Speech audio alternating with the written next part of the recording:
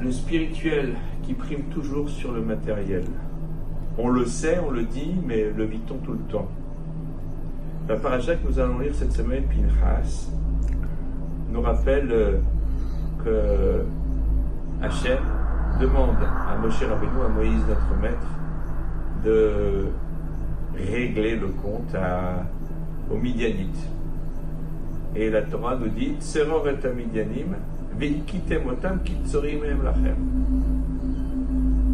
Châtie les Midianites et frappe-les car ils vous ont poursuivi.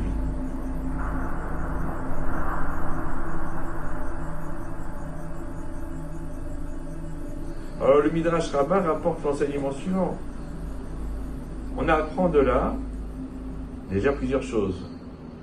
Que celui qui vient pour te tuer, tu dois te lever et le tuer en premier lieu, ce qu'on appelle la légitime défense. Mais Rabbi Shimon dit la chose suivante, d'où sait-on que celui qui fait fauter quelqu'un est pire que celui qui le tue? Parce que celui qui le tue dans ce monde-ci, mais il lui laisse la possibilité d'avoir part au monde futur. Il le tue dans le Olam Hazé, il lui laisse la possibilité d'avoir part au Olam Haba. Mais par contre, lorsque l'on fait fauter quelqu'un, on le prive de la vie physique, le Olam Hazé, mais on le prive aussi du Olam Haba, de la vie future. Et d'ailleurs, on voit bien la différence de traitement qui est opérée par la Torah vis-à-vis de plusieurs nations qui ont oppressé Israël. Par exemple, Édom ou Mitzraïm ou l'Égypte, eh bien, on se contente de dire que, effectivement, on se doit de les repousser pendant 3 générations, mais qu'après coup, ils peuvent réintégrer le peuple juif s'ils décident de se convertir, parce qu'ils se sont contentés d'asservir physiquement les bénis Israël. Mais pour Ammon et Moab, eh bien, il est dit Gav Dora Siri lo yavo lahem. Même à la 10e génération, ils ne pénétreront pas au sein du peuple juif. Pourquoi? Parce que non seulement ils vous ont fait souffrir, ils vous ont refusé de vous donner à manger et à boire, ils vous ont affamé, mais de surcroît, ils vous ont fait fauter.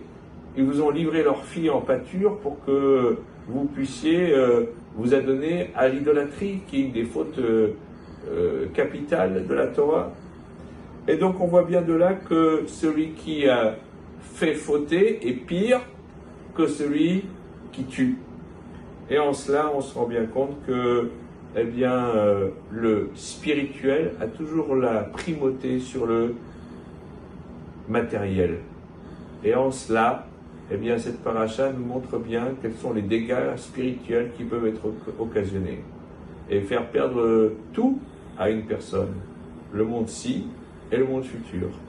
Et Hachem nous demande d'être vigilants à cela et de bien se rendre compte que, eh bien, en prenant attention à soigner notre Olam Hazé, notre monde physique, matériel, nous pouvons nous aussi prétendre au Olam Haba, au monde de l'éternité. Shabbat Shalom.